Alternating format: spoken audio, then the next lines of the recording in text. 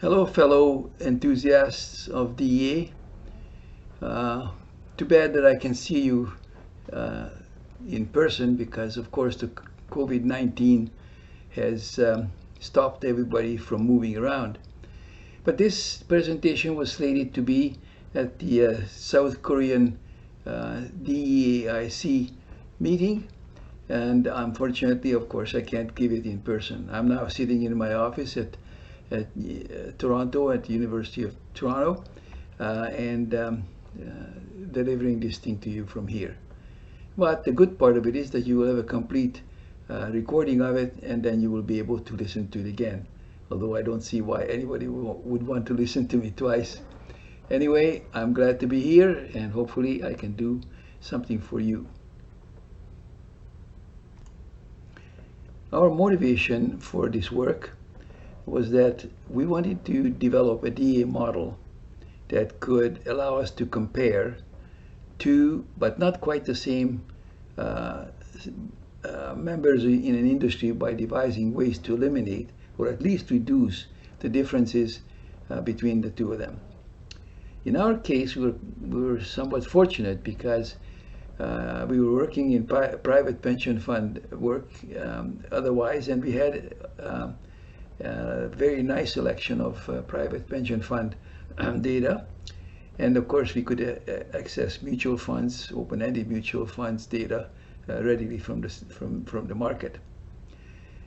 The basic difference between these two industries is that the regulatory bodies, which look after both, are imposing regulations to both in a way which is specific to some extent to their own issues. But because we had detailed data from the Canadian pension industry, therefore we would like to have some opportunity to transfer some of the good things that the mutual funds have to the pension fund industry. As this paper given today is not the only thing that we were working on in the pension funds area, and we did compare the two fund groups for performance and how they compare in various ways. But this is not what we're going to talk about today. What we wanted to do, though, is that we wanted to bridge pension funds and mutual funds and examine both of their similarities and differences, and add the information from an industry expert who has had about 25, 30 years of experience in this game. So this is the part that we're going to report here. To start with then, we're going to look at the pension funds characteristics. In Canada, the pension funds are regulated by both the federal government and the provincial government, and we live in Ontario, so we had a plethora of information from there. One of the examples of what they do in the regulation is to allocate certain amounts of investments in certain types of securities and investment instruments, and then the regulators' orders will be followed on by both of the types of funds. These become non-discretionary variables by definition, since they have to act according to law and they can't do it on their own. The first issue about pension funds is that, as opposed to mutual funds, pension fund managers must maintain assets that are large enough to be able to service all the members of the pension fund, even if income stopped in a certain point of time. While, of course, mutual funds do not have any such thing. So one of the other aspects is actuarial audit and analysis of the pension funds, which then shows whether or not they have enough money, and if not, then they are typed as funded. The slang for this is in the investment community is underwater. Of course, the opposite happens too, where there's extra funds in the pension fund, and in these cases, if there is sufficient amounts, then the managers will give a contribution holiday, so that for perhaps a year or two, the pension fund members do not have to make their own contributions, because the excess amount is used for that purpose. And then, of course, the final aspect here is that there are active and inactive plans. The plans are active when everybody is doing their thing, making contributions, collecting their pensions, and so forth. But in some cases, they become inactive because of various aspects like acquisitions, or the corporation or entity that handles the pension fund stops doing it. In this case, of course, income is stopped, and the pension amounts are being paid to people who have been in the fund, and whatever else is due to them. Of course, the government's goals in this tight regulatory environment is to first identify pension plans that may have problems meeting minimum funding requirements, in other words, the underwater ones. They also make sure that the fund managers comply with the procedures to control and manage risk, and also provide prompt communication with the administrators, advising them and imply appropriate interventions. Finally, social good of encouraging people to save and invest in pension funds for their retirement years. We should then look at mutual funds and what the differences are, advantages and disadvantages for this investment vehicle. But first of all, low cost management. It's because the mutual fund managers manage usually several different funds, and their cost is spread across the group. They can diversify in their investment goals without worrying about what the regulator wants to do. There are some regulations, however, so this is not quite a free ride. There are a variety of funds in mutual fund companies, and one of the benefits is that you can transfer your holdings from one fund to another one without any fees. They're liquid because you can demand to sell your shares of the mutual funds back to the company. And one nice thing about it also is that you can use this investment as a collateral for a loan. Easy estate planning, because you know exactly what amounts and what values are available for the estate. The disadvantages are cost, particularly because the upfront cost to buy into a fund is significant in relation to what the fund will earn over the next few years. So you'll have to be patient to be able to pay back the salesman's commissions that provide this cost aspect of the mutual funds.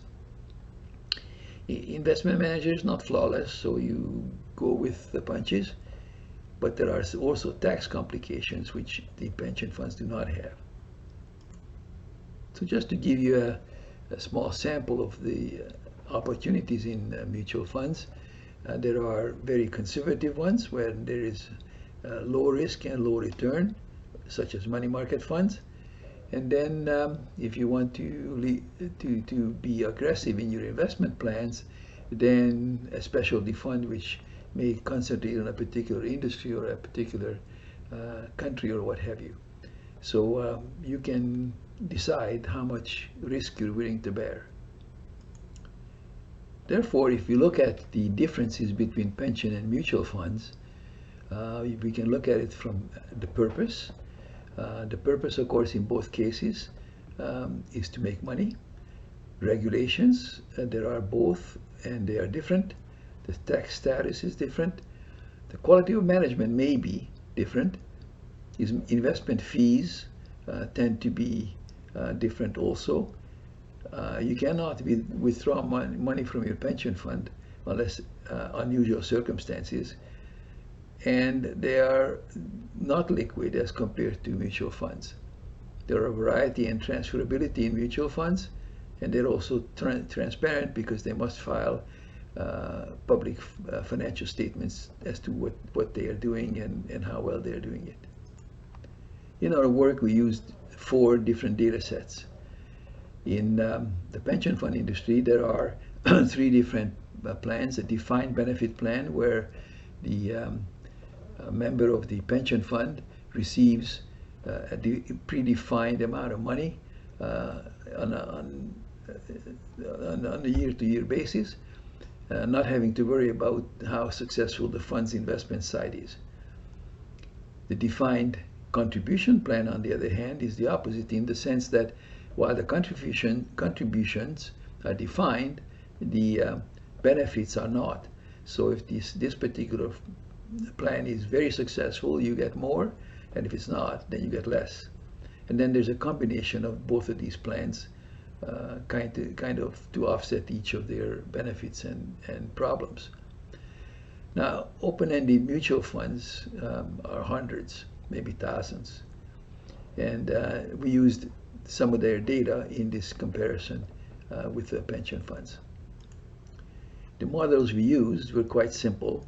This one for the defined benefit and combo plans, when investment expenses, management fees, contribution amounts, standard deviation of return were inputs, and the outputs were net investment income and benefit payments, kind of what you would expect in a model. The model for the defined contribution plans was somewhat simpler, and here investment expenses, contribution amounts, standard deviation of return were inputs, and the output was net investment income. But fundamentally, they aim to reach the same goal. We utilized 3 different DEA models. The first one is one of the original ones, an output-oriented variable returns to scale model. The second was non-discretionary variable returns to scale, because of course many of the variables here are non-discretionary, and it makes sense. But finally, we used the mixed variable DEA or MVDEA model, which we have actually invented in this work. So to investigate the characteristics of the MVDEA model, different approaches were carried out. The first one was all data for all pension funds and mutual funds are examined separately and then together. The efficient DMUs from different models for pension funds and mutual funds are extracted. Then these efficient DMUs are combined, and again the 3 different models applied. The results were then analyzed. This diagram is to give you a sort of a feel for how these funds operated. The first bunch were perfectly good, and their efficiency was 100. But then others were not. The red circle there, the first fully funded inefficient DMU, starts to list where they are underfunded. And of course, the more underfunded they are, the more likely they're going to be a poor performer for the fund holders. This graph is also addressing the same issues that we had on the one before, but this one is for both defined benefit and combo plans together. Similarly, there is an issue about underfunding. Thus, our next step was to evaluate the pension fund's performance using internal information, external information from an industry expert, and the mutual funds data set. The assurance region model is used in order to involve the expert's perspective and the constraints that this provides to prevent extreme divergences that can be a DEA problem. We extracted relationships between the mutual funds variables and these trade-offs for pension funds, and using this method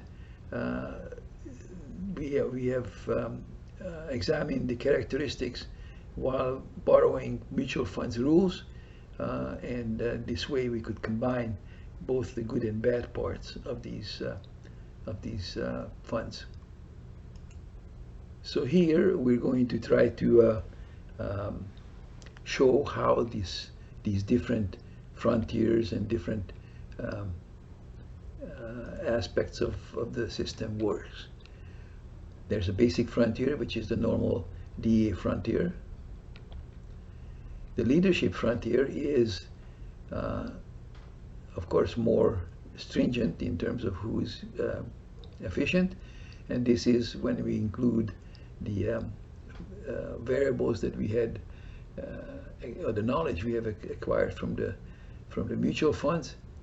And then the outstanding frontier includes the assurance region as well. So as you can see, most of the DMUs go off the one of the efficient frontiers, and this gives us a finer opportunity to examine what the mutual funds impact on the pension funds are. There are efficient plans, of course, on all aspects, and the leading plan is therefore on the leadership frontier, and that particular DMU there is what we would call a leading pension plan. Outstanding ones, of course, are on the piece of the frontiers that are collinear for a small, well, it's a short period of but the numbers, these are made up. So on this one, we can see what the reference points are, and how those actually show the differences between the pension funds and their performance. I suppose in a way, visual numbers, if you like, are good, because you can see some comparison between the various items that you have. Now in this case, this graph shows the three different DEA models at the top, and then on the left side down shows the different numbers and the DMUs that are on the efficient frontier of one of the three different frontiers. The expert's opinion was involved in all these models as it follows. This will and did provide us some comprehensive and additional insights for the pension fund operations. The expert's weights were used in the ER models in order to include these weights, and these are the limits that the expert has set. So the constraints prohibit extreme weighing differences, and therefore keeps the results within a set and an acceptable bounds. I won't spend much time on this, but I just thought we'd show the technological constraints, and of course this was done for every one of them, and the trade-offs and so forth. This table shows again the three different DEA models and the number of statistical numbers for the different plans, and how they may compare with each other, and perhaps get a feel for the extent to which we went to do the analyses. Just as an example, we have looked at DMU 22, which is a defined benefit plan, and it changes once the AR model is added to 0.92 from 1, which offers, of course, proof for the fact that these were more accurate or perhaps more stringent construction in the models. DMU 53, which is also a defined benefit plan, is efficient, but as the AR influence comes in, the efficiency drops from 1 to 9.992, and in that case 0.992 and 1 is not a very different number. Therefore, this is a very robust DMU. Well, what are the conclusions from the work? First of all, the expert's judgment is applied to the pension funds and made a substantial difference in the way the DMU's efficiency were shown. Then we introduced a new methodology to bridge pension funds and mutual funds in spite of the fact that their databases are not identical. We were able to deal with that difference. We proposed different target levels for inefficient units given the additional information from mutual funds and the expert. And we proved that different data sets with slightly different measures but similar culture can be analyzed together. Well, let's summarize the contributions then. What is new and why is it important? This is a question I always ask from every one of my students and researchers because being an engineer by training, I want to know what's the importance of the work. The literature using DEA for pension plans is actually quite scarce compared to other works like, for example, mutual funds. And this is most likely because the literature is scarce. And that's because most likely, again, the data just isn't available since there's lots of privacy and confidentiality issues arise in this process. None of the literature considers the main characteristics of a pension fund. Experts' opinions, of course, is a new approach. And this has not been done in North America to our knowledge. If something like that was done, then please let me know. Bridging the two investment vehicles with progressive and meaningful comparison was one of the accomplishments here. And a new direction for DEA models to connect two investment vehicles has been now provided.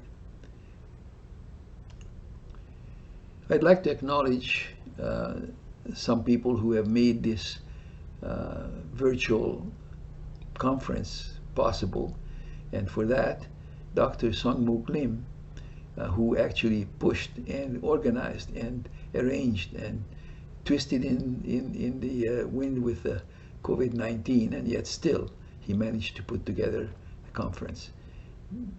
This event had to move virtual because he couldn't do anything about that, but this also have the opportunity for anyone with adequate equipment, adequately equipped computer to be able to see this presentation.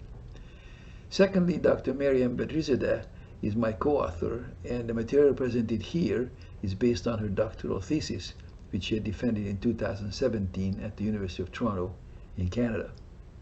Finally, a warm recognition is due to my son David, who is a world acknowledged expert in PowerPoint presentations and distant learning techniques. I am not anything like that, but I do know when I see a good thing.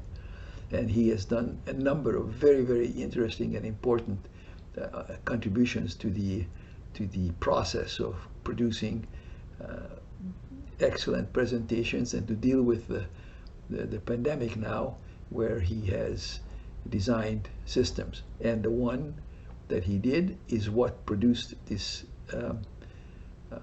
video.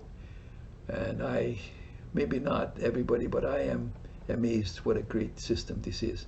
Now, of course, I have to be in full disclosure. He is my son, and I love him a lot. So I thank him also. Thank you for coming today, and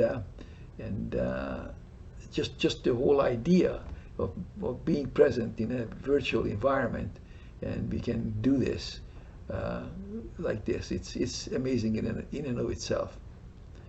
I hope to see you at the next DEAIC conference, wherever that might actually be done, whenever the COVID-19 will allow us, but I'll be there. Have a good day.